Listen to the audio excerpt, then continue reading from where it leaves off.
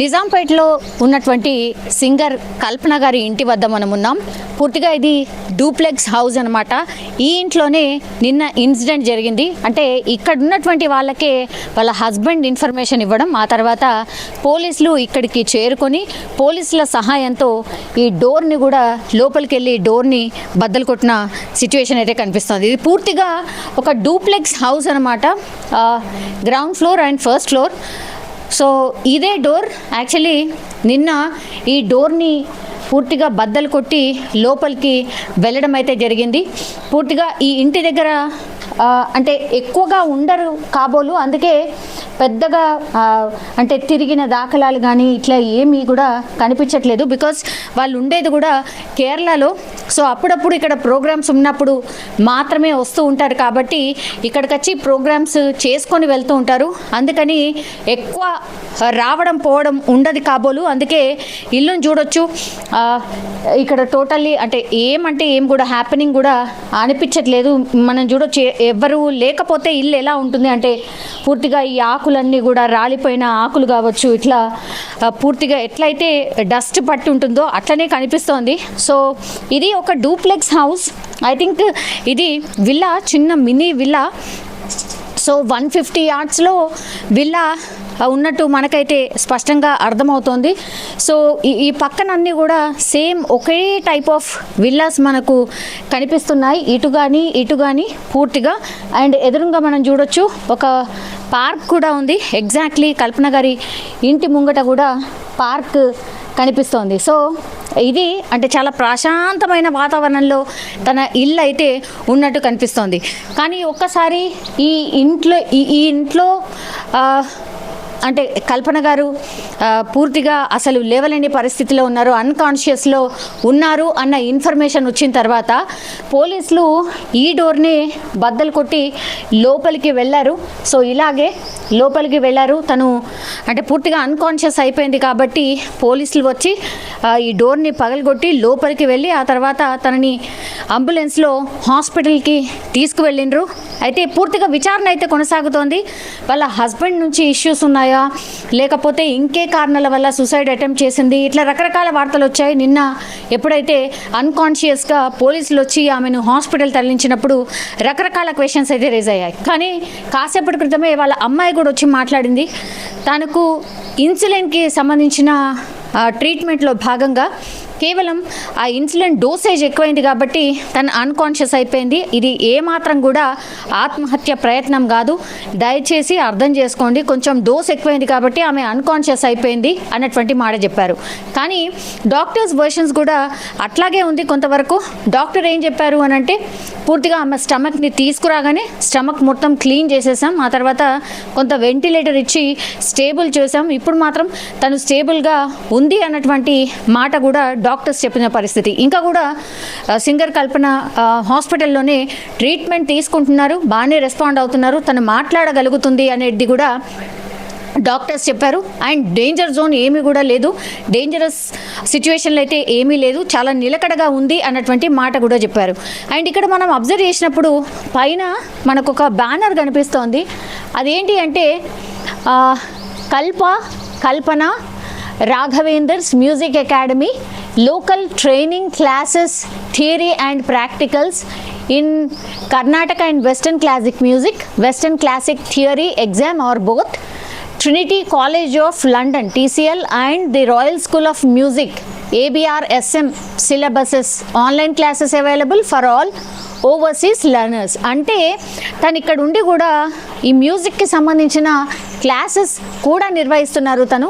So training కూడా ఇస్తున్నారు, theory and practicals రెండు కూడా ఇస్తున్నారు. అట్లాగే ఓవర్సీస్ అంటే బయట అబ్రాడ్లో ఉన్నటువంటి వాళ్ళు చాలామంది మన వాళ్ళు కూడా మ్యూజిక్ నేర్చుకుంటూ ఉంటారు కాబట్టి వాళ్ళకు కూడా తను ట్రైనింగ్ ఇస్తున్న పరిస్థితి. ఇది చూడండి, ఈ గోడకి అంటే ఇది సింగిల్ గోడ, ఇంకో పక్కన ఇంకో ఇల్లు, అంతే. ఇక అంటే ఇక్కడ ఏం జరిగినా ఈ పక్కన వాళ్ళకు ఆర్ అటు పక్కన వాళ్ళకు చాలా ఈజీగా తెలిసిపోతుంది. సరే, డోర్ ఇక్కడ ఉంది కాబట్టి ఈజీగా మనకు అటువైపు వాళ్ళకి తొందరగా రీచ్ అవుతుంది. విండోస్ కూడా ఉన్నాయి, ఇటువైపు విండో ఉంది, ఇటువైపు విండో ఉంది, కాబట్టి ఇక్కడ ఏం జరిగినా తెలిసే అవకాశం ఉంటుంది. కానీ సింగర్ కల్పన గారు ఆల్రెడీ అన్కాన్షియస్ అయిపోయి తనే లేవలేనటువంటి సిచ్యువేషన్ ఉంది. హుటాహుట్న వాళ్ళందరూ రావడం, కాలనీ వాళ్ళందరూ రావడం, సూపర్వైజర్ రావడం, ఆ తర్వాత పోలీసులకు ఇన్ఫర్మేషన్ ఇవ్వడం, దెన్ ఈ తలుపుని బద్దలు కొట్టి లోపలికి వెళ్ళిన పరిస్థితి.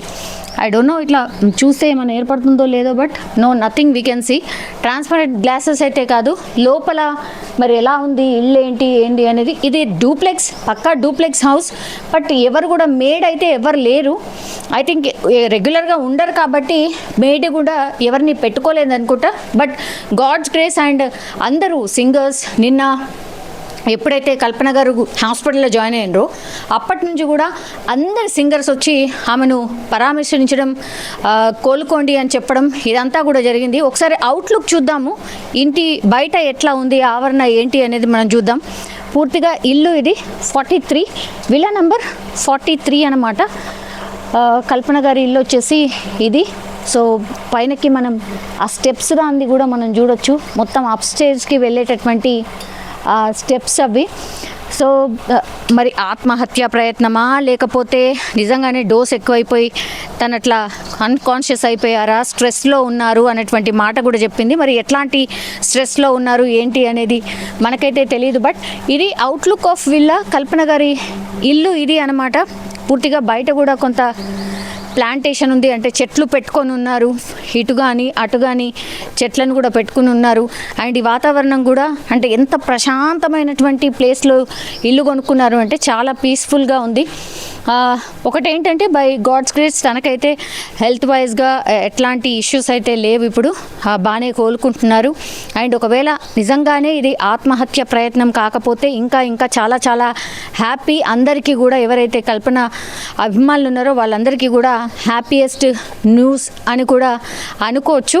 అండ్ ఇక్కడ సూపర్వైజర్కే ఫస్ట్ ఇన్ఫర్మేషన్ వచ్చింది. ఆ సూపర్వైజరే యాక్చువల్లీ పోలీసులకు చెప్పడం, ఆ తర్వాత ఇన్ఫర్మేషన్ పోలీసులకు వరకు వెళ్ళడం, ఆ తర్వాత ఇదంతా జరగడం, ఈ ఎపిసోడ్ అంతా జరగడం అయితే మనం విన్నాం. ఒక్కసారి సూపర్వైజర్ని కూడా కలిసే ప్రయత్నం ఒకసారి చేద్దాం. సో ఇదంతా కూడా మనం చూడొచ్చు, చాలా అంటే చాలా మంచి వాతావరణంలో ఒక ఇల్లు అయితే కనిపిస్తోంది. ఇది కల్పన గారి ఇంటి అపోజిట్లోనే మనం చూడొచ్చు. ఇది ఒక గ్రౌండ్ ఉంది, యాజ్ వెల్ యాజ్ మనకు తెలుసు కదా దేవీమాత కావచ్చు, లేదంటే వినాయక చవితి అప్పుడు కూడా ఈ పూజలు చేస్తూ ఉంటారు కదా. సో అట్లా ఒక మండపం కూడా పూర్తిగా రెడీగా ఉంది. సో ఇవన్నీ కూడా ఒకటే టైప్ ఆఫ్ విల్లాస్. ఎవరంటే ఎవరు కూడా బయట లేదు, చాలా సైలెంట్ అండ్ చాలా పీస్ఫుల్గా ఉన్నటువంటి విల్లాస్ ఇవి. ప్రాంతం కూడా చాలా పీస్ఫుల్గా అయితే మనకైతే కనిపిస్తుంది. ఎవరిదైనా మాట్లాడిద్దామన్నా కూడా అసలు ఎవరంటే ఎవరు కూడా కనిపించట్లేదు ఇక్కడ.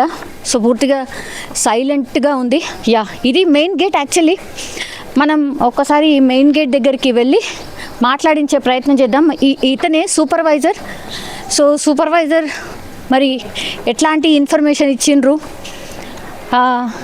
ఫస్ట్ ఎవరు కాల్ చేసిర్రు, అదంతా కూడా ఇన్ఫర్మేషన్ ఆయన ద్వారా తెలుసుకునే ప్రయత్నం చేద్దాం. ఇవన్నీ విల్లాస్ అన్నమాట. ఇగో ఇదే మెయిన్ ఎంట్రన్స్, విల్లా యొక్క మెయిన్ ఎంట్రన్స్ ఇది వర్టెక్స్ ప్రివిలేజ్ విల్లాస్ అన్నమాట. ఒక్కసారి మాట్లాడదాం. మీరేనా అండి సూపర్వైజర్? మీరేంటి ఇక్కడే ఉంటారా? ఇక్కడే ఉంటాను. ఓకే, ఎన్ని విల్లాస్ ఉన్నాయండి మొత్తం? 84 అనుకుంటా. 84 విల్లాస్. ఓకే, కల్పన గారు ఇక్కడ ఉండరు అంటే కేరళలో ఉంటారు అంటే తక్కువ ఉంటారు వాళ్ళు ఇక్కడ. ఎప్పటికీ బయటనే ఉంటారు, బయట తిరుగుతారు వాళ్ళు అంతే. ఎప్పుడు వచ్చి ఒక 1 వీక్ అట్లా ఉంటారు, మళ్ళీ వెళ్ళిపోతారు. వాళ్ళ ప్రోగ్రామ్స్ ఉంటాయి కదా బయట, అట్లా వెళ్ళిపోతూ ఉంటారు. మాక్సిమం అయితే ఎక్కువ ఉండరు వాళ్ళు ఇక్కడ. అది ఎప్పుడు వచ్చిండ్రు అంటే నిన్న వచ్చిండ్రా మొన్న వచ్చిండ్రా? తెలియదు మేడం, అది 2-3 డేస్ కింద అయితే వచ్చిర్రా అని అనుకుంటున్నాను. నాకు తెలియదు ఎగ్జాక్ట్లీ, తెలియదు. వాళ్ళకి తెలిసి ఉంటుంది సూపర్వైజర్. ఓకే, సో అంటే ఈ ఇన్ఫర్మేషన్ ఎవరికి వచ్చింది, ఎవరు కాల్ చేసిర్రు, ఇట్లా జరిగింది అని ఎవరికి వచ్చింది ఇన్ఫర్మేషన్? వాళ్ళ హస్బెండ్ ఎవరో వీళ్ళకి కాల్ చేశారట, సూపర్వైజర్ ప్రభాకర్ అని. వాళ్ళకి కాల్ చేసి చెప్పారట, అది మాకు తెలియదు. ఓకే, ఆ తర్వాత ఏం చేసిండ్రు అంటే ఇన్ఫర్మేషన్ వచ్చింది, ఆ తర్వాత ఇన్ఫర్మేషన్ వచ్చి ఇమీడియట్లీ ఆయన ఏం చేసిండు నాకు తెలియదు మేడం. అంటే ఆయనని అడగండి ఓకే. డీటెయిల్స్. నిన్న ఏ టైంలో జరిగిందండి ఇది?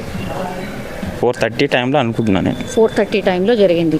వెంటనే తను ఏం అంటే మాట్లాడే పొజిషన్లో లేదు, అన్కాన్షియస్ ఉన్నారు కదా? అన్కాన్షియస్ ఉన్నదని చెప్పారు. ఓకే. అంబులెన్స్లో తీసుకొని వెళ్ళిపోయారు. అంబులెన్స్లో తీసుకెళ్ళాలి ఓకే. అంతే. ఇప్పుడు ఎట్లున్నారో తెలుసా? న్యూస్ ఫాలో అవుతున్నారా? న్యూస్ ఫాలో అంటే ఇప్పుడు బెటర్ అన్నది తెలుస్తుంది, చూసాం అంతే న్యూస్లో అంతే. మీరు డైరెక్ట్గా చూసిండ్రా అండి ఎప్పుడైనా? డైరెక్ట్గా చూసాం, మామూలుగా వస్తారు వెళ్తారు అంతే, కానీ ఎవరితో మాట్లాడారు. వాళ్ళ ప్రోగ్రామ్స్ ఉంటాయి కదా బయట, వస్తారు వెళ్ళిపోతారు అంతే. అవును, ఇక్కడ కాలనీలో మంచిగా ఇక్కడ వినాయకుడి మండపం అది ఇది కూడా ఉంది కదా, అక్కడ ప్రోగ్రామ్స్ ఏమైనా జరిగినప్పుడు తనొచ్చి పాడడం ఇదంతా ఏమైనా? అది నాకు ఐడియా లేదు, నేనైతే ఎప్పుడు చూడలేదు. కల్పన గారి ఇంట్లో ఉన్నటువంటి ఈ విల్లాస్ ప్రాంతంలో సూపర్వైజర్ అనే వాళ్ళు ఉంటారు కదా, సో సూపర్వైజర్ మనతో పాటు ఉన్నారు. ఏం పేరండి? ప్రభాకర్ అండి. ఓకే. ప్రభాకర్ గారు, ఏం జరిగింది నిన్న అసలు మొత్తంగా ఒకసారి చెప్తారా? నాకు 4:30 మధ్యలో వాళ్ళ హస్బెండ్ కాల్ చేశారండి. ఓకే. ఈ విధంగా అనుకోకుండా అన్కాన్షియస్లో వెళ్ళిపోతుందని నాకు ఫోన్ వచ్చింది, ఒకసారి వెళ్ళి చూడండి నాకు చెప్పారు. నేను వెళ్ళాను, ఆ డోర్ కొట్టాను, అన్లాక్లో ఉన్నాయి మొత్తం డోర్ వెనకాల బయట అంతా. ఈ అన్లాక్ ఉంది కదా అని నేను మళ్ళీ రిటర్న్ కాల్ చేశాను. పగల కొట్టి హెల్ప్ చేయండి అని చెప్పారు. అంటే ఓకే సార్ అని చెప్పేసి నేను మా సార్ వాళ్ళకి కాల్ చేశాను. ఎవరు మీ సార్? మా ఇక్కడ సెక్రటరీ సార్, వాళ్ళకి కాల్ చేశాను. ఇట్లా అంటున్నారు సార్ అంటే, లేదమ్మా ఒకసారి ఓనర్ కాల్ చేసి అడగండి అని చెప్పారు. ఆ ఓనర్ కాల్ చేస్తే, లేదా మీ పగల కొట్టడు కాదు, పోలీస్ వాళ్ళు ఒకసారి కాల్ చేసి చెప్పండి అమ్మని చెప్పారు. ఓకే. సొంత ఇల్లు కాదా మేడంది? లేదండి, రెంట్ అది. ఓకే. అది ఆ విధంగా నేను డయల్ 100కి కాల్ చేశాను అప్పుడే. ఓకే. కాల్ చేయగానే పోలీస్ వాళ్ళు వచ్చారు, చూసుకున్నారు, వెనకంచి పోయి దుబ్బి పగల కొట్టారు. అప్పుడు పైకి పోయేసరికి మొత్తం అన్కాన్షియస్లో ఉందాము. తర్వాత ఎవరైనా నేను 30 మినిట్స్ కానీ ఒక 4-5 సార్లు తట్టాను, అసలు సోలేదు. కొన్ని వాటర్ కూడా మీద పోసాను, చల్లాను, ఇట్లా సప్పులు లేదు. ఇలా చెప్పి కానిస్టేబుల్స్ ఉంటే అంబులెన్స్ పిలిపి అంటే నేనే అంబులెన్స్ పిలిపించాను. అంబులెన్స్ రాగానే పైనుంచి కింద తీసుకొచ్చినాం, హాస్పిటల్ తీసుకెళ్ళాం. ఓకే. మరి హస్బెండ్ తోని ఫాలో అప్ చేసినప్పుడు సార్ తోని ఫాలో అప్ చేస్తే సార్ ఏమన్నాడు? అంటే తీసుకెళ్తున్నాం ఇదంతా కూడా చెప్పిండ్రా? తను ఏమన్నాడు? ఇట్లా మేడం బాగాలేదు, ఇట్లా అన్కాన్షియస్ ఉన్నది అని చెప్పిండ్రా మీరు? అది ఇక నేను హాస్పిటల్ తీసుకెళ్ళినాక డాక్టర్తో మాట్లాడినా, అతను ఇంగ్లీష్లో మాట్లాడుతున్నాను, నాకు ఇంగ్లీష్ అంతలా రాదు, నాకు అర్థమైనంత వరకు పే చేశాను అంతే. పోలీసులు ఏమన్నారు అంటే చూడగానే వాళ్ళు ఎట్లా రెస్పాండ్ అయ్యారు? పర్లేదు, వాళ్ళకైతే బాగా రెస్పాండ్ అయ్యారు. వచ్చి చూడగానే తీసుకెళ్లారు, అన్కన్షియస్లో ఉంది కానీ అంబులెన్స్ పిలమని చెప్పారు, పిలిచాము, తీసుకుని వెళ్ళిపోయారు. ఓకే. ఇప్పుడు కల్పన గారి హస్బెండ్ ఎక్కడున్నారు? అప్పుడు చెన్నైలో ఉన్నానని చెప్పారు మాతో. అయితే ఓకే. చెన్నై నుంచి ఎప్పుడు వచ్చారు మరి తను? నేను 8:30 వరకు హాస్పిటల్లోనే ఉన్నాను నేను, మీకు పేషెంట్తో. అతను 8:30కి అక్కడికి వచ్చారండి. అతనికి నేను కలిసాక నేను మళ్ళీ రిటర్న్ వచ్చి ఇంటికి వచ్చాను. ఓకే. హాస్పిటల్ తీసుకెళ్ళిన వెంటనే ఏం జరిగిందండి హాస్పిటల్ లోపల? నేను హాస్పిటల్ పోయినాక 15 నిమిషాలకు నేను బండి మీద వెళ్ళాను. అంత ముందుకు మా ఇంటి నుంచి వెళ్ళి ఇప్పుడు ఇతను ఉన్నాడు కదా వీళ్ళ హస్బెండ్, వాళ్ళ ఫ్రెండ్ మార్కెటింగ్ మేనేజర్ అంట అక్కడ, అతను ఇంకొక అబ్బాయిని పంపించాడు ఇక్కడికి. ఆ అబ్బాయి తీసుకెళ్ళాడు అక్కడికి. మరి నేను వెళ్ళేసరికి ఆ అబ్బాయి ఒక 2 నిమిషాలు 3 నిమిషాలు ఉండి వెళ్ళిపోయాడు. అక్కడ ఏం జరిగింది నేను చూడలేదండి, ఇక్కడ చూడలేదు. ఓకే. ఇప్పుడు డాక్టర్స్ ని కలవడం కావచ్చు, లేకపోతే మిమ్మల్ని ఏమన్నా పోలీస్ వాళ్ళు ఏమన్నా అడిగారా? ఏం అడిగారు? అడిగారు పోలీసు వాళ్ళు, మేడం ఎంత ఒక్కతుంటుందా, 2 ఉంటారా, ఎప్పుడు వస్తుంది ఎప్పుడు వెళ్తుందో చెప్పేసాను, నాకు తెలిసినంత వరకు చెప్పేసాను. ఓకే. ఎవరెవరు వస్తారండి, ఎవరెవరు ఉంటారు అంటే? ప్రజెంట్ దాకా నేను వచ్చి ఇక్కడికి వచ్చి 1 ఇయర్ ఆఫ్ అవుతుంది. ఒక మేడం ముందు సార్ తప్ప, వాళ్ళైనా నెలకి 1-2 సార్లు 3 సార్లు వచ్చి వెళ్తారు. ఇక్కడ అయితే ఉండరు, వాళ్ళు అసలు ఉండరు ఇక్కడ. ఓకే. ఇప్పుడు మేడం వచ్చి ఎన్ని రోజులు అయింది? నిన్ననే వచ్చింది అంటున్నారు, మొన్న వచ్చింది అంటున్నారు. నేను చూసింది అయితే 2 డేస్ బ్యాక్ చూసాను, తర్వాత నాకు ఇంకా కనిపించలేదు మేడం అయితే. మరి నాకు తెలిసి అయితే 2 డేస్ బ్యాక్ నుంచి అయితే కంటికి కనిపించలేదు. ఆ విధంగా నాకు సార్ ఫోన్ చేయగానే వెళ్ళి చూస్తున్నాను. ఎవరు వస్తున్నారు ఎవరు పోతున్నారు అనేది మీ దగ్గర ఎంట్రీ ఉండదా? ఎంట్రీ ఉంటుంది. ఓనర్స్ కదా, ఓనర్స్ వచ్చినప్పుడు మేము అడగ రైట్స్ మాకు లేవు కదా. ఓకే మాకు రెగ్యులర్ చూసే వాళ్ళని మేము అడగద్దు కదా. ఓకే వాళ్ళు రెగ్యులర్గా వచ్చే వాళ్ళని అడగదు. వాళ్ళు ఎప్పుడు వస్తున్నారు, ఎప్పుడు పోతున్నారు. ఒక్కొక్కసారి నైట్ 2-3 గంటలకు కూడా వస్తారు వాళ్ళు. ఓకే అడగ రైట్స్ మాకు లేవండి అవి. ఓకే సో జనరల్లీ అయితే రావడం పోవడం అనే ఇన్ఫర్మేషన్ అయితే మీకు ఉంటుంది. చూస్తూ ఉంటారు వీళ్ళు, మన సెక్యూరిటీ వాళ్ళు చూస్తూ ఉంటారు. వాళ్ళకి తెలిసి ఉంటుంది మన లోకల్ వాళ్ళే కదా అని ఏం అడగకుండా పంపిస్తారు వాళ్ళు. ఎవరు పని వాళ్ళు ఎవరు రారా మేడం ఇంటికి? 3 months బ్యాక్ వాళ్ళు మొత్తం పని వాళ్ళని ఎవరు మానిపించింది. ఓకే అతని పాటు ఇక్కడ బెంగళూరు నుంచి ఎక్కడి నుంచి ఉన్న కంచెలు ఒక ఇంగ్లీష్ ఆవిడని తీసుకొచ్చేది. ఓకే తను కూడా లాస్ట్ 1 month బ్యాక్ వెళ్ళిపోయింది, లేదు ఇప్పుడు ప్రజెంట్. ఓకే సో మేడం వచ్చి 2 రోజులు అయింది. మరి ఇట్లా అన్కాన్షియస్ అయిపోయింది అన్న ఇన్ఫర్మేషన్ ఎట్లా తెలిసింది వాళ్ళ హస్బెండ్కి? అది నాకు తెలియదండి. ఇక అతను నాకు ఫోన్ చేసి చెప్పాడు అంతే. మరి అతనికి ఎట్లా తెలిసిందని ఇన్ఫర్మేషన్ నాకు తెలియదు. ఓకే సో మీకు 3:30-4 ప్రాంతాల్లో మీకు తెలిస్తే ఇదంతా జరిగేసరికి ఎంత టైం పట్టిందండి? 5:30కి పిల్లలు తీసుకెళ్ళాం. మొత్తం 1 hour పట్టిందండి. 1 hour అంటే నేను నాకు 4:30 వరకు కాల్ చేయగానే నేను ఒక్కడినైనా ట్రై చేద్దామంటే అటు వెళ్ళిపోయాను. నాతో పాటు ఇంక 2 పిలిచాను. ఒక మామూలుగా డోర్ క్లోజ్లో ఉంటే, ఓపెన్లో ఉంటే పిలిచిన పలుకుతుందేమో అనే ఉద్దేశంతో వెళ్ళాను. అది కాలేదు. తర్వాత 100 డయల్ చేసిన 10 నిమిషాలకు వాళ్ళు వచ్చారు. తీసుకెళ్ళి వాళ్ళు డోర్ కొట్టి 10 నిమిషాలు మొత్తం 1 hour మొత్తం అయిపోయిందండి ఇక్కడ. ఓకే చాలా సైలెంట్గా ఉందండి విల్లా. ఎవరికన్నా ఏదైనా ప్రాబ్లం వస్తే వెంటనే స్పందిస్తారా? అంటే మీ ఇప్పుడు స్పందిస్తారు అన్నది. వచ్చిండ్రా నిన్న? చాలా వరకు ఇక్కడ ఉన్న కాలనీ చాలా మంది వచ్చారు, వచ్చి చూసారు. Thank you. సో మొత్తం మీద అది సూపర్వైజర్ చెప్తున్నటువంటి మాట కూడా ఏంటి అని అంటే, నిన్న ఇన్ఫర్మేషన్ యాక్చువల్లీ వాళ్ళ హస్బెండే ఇచ్చిండ్రు. అంటే ప్రసాద్ వాళ్ళ హస్బెండ్ పేరు వచ్చేసి ఆయన ఇన్ఫర్మేషన్ ఇవ్వడం, ఆ తర్వాత డయల్ 100కి కాల్ చేసి పోలీస్ వాళ్ళు వచ్చిన తర్వాతనే ఆ డోర్ని బ్రేక్ చేసి అప్పుడు హాస్పిటల్కి షిఫ్ట్ చేయడం అయితే జరిగింది. యాక్చువల్లీ కల్పన గారిది సొంత ఇల్లు అనుకున్నారు అందరూ, కానీ కాదు, అది రెంటెడ్ హౌస్. అది కూడా నెలలో కేవలం 1-2 సార్లు మాత్రమే ఉంటారు అన్నటువంటి మాట కూడా చెప్తున్నారు. సో ఈ ఇన్సిడెంట్ అంతా పోలీసుల ఎంక్వైరీలోనే మరి నిజంగానే ఏం జరిగింది ఏంటి అనేది తెలిసే అవకాశం అయితే కనిపిస్తోంది. బట్ ఇప్పుడైతే తను కోలుకుంటున్నారు. అండ్ వాళ్ళ డాటర్ కూడా ఒకటే చెప్తోంది, ఇది ఆత్మహత్య ప్రయత్నం అయితే కాదు, జస్ట్ ఇన్సులిన్ డోస్ ఎక్కువ తీసుకోవడం వల్ల తను అన్కాన్షియస్ అయింది అంతే అన్నటువంటి మాట చెప్తున్నారు. కానీ ఇక్కడ బిగ్ క్వశ్చన్ ఏంటంటే, మరి అన్కాన్షియస్ అయ్యింది అన్న విషయం ఎట్లా హస్బెండ్కి ఎలా తెలిసింది? దెన్ ఎట్లా ఈ ఇన్ఫర్మేషన్ సూపర్వైజర్కి కావచ్చు, పోలీసులకు కావచ్చు, ఇట్లా ఈ చైన్ అంతా ఎట్లా ఫామ్ అయింది అనేది ఇప్పుడు బిగ్గెస్ట్ క్వశ్చన్. సో పోలీసుల ఎంక్వైరీలో హస్బెండ్ ఇచ్చే ఆన్సర్స్ని బట్టి తెలిసే అవకాశం ఉంది. అండ్ కొద్దిగా కోలుకున్న తర్వాత సింగర్ కల్పన గారి దగ్గర నుంచి కూడా పూర్తిగా ఆమె వర్షన్ కూడా తీసుకునే అవకాశం అయితే కనిపిస్తుంది. కానీ సింగర్ కల్పనకి సంబంధించిన పర్సనల్ లైఫ్ చూస్తే కనుక ఆ సెకండ్ హస్బెండ్ ఆయన ఇప్పుడు చెన్నైలో ఉంటున్నారు. ఈమె ప్రోగ్రామ్స్ ఉన్నప్పుడు మాత్రమే వస్తూ ఉంటుంది. సో ఆ ఇంట్లో కూడా ఎవరు ఉండరు, జనరల్లీ ఎవరు ఉండరు అనే మాట కూడా చెప్తున్నారు. కేవలం వాళ్ళిద్దరు మాత్రమే వచ్చి వెళ్తూ ఉంటారు. That's it.